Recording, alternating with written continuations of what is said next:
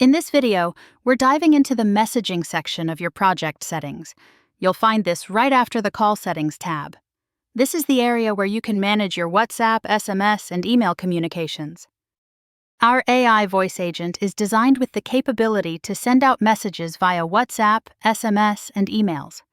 For instance, if the AI is interacting with a customer who requests a meeting link, the agent can efficiently send that link through SMS. This feature ensures seamless communication with your customers. To get started, you'll need to input a curl command here. But don't worry, our team is ready to handle this for you, so you won't have to stress over the technical details. We also want to point out where the links for WhatsApp, SMS, and email will be located. We're here to help with the setup process, ensuring your AI voice agent is ready to send out messages efficiently.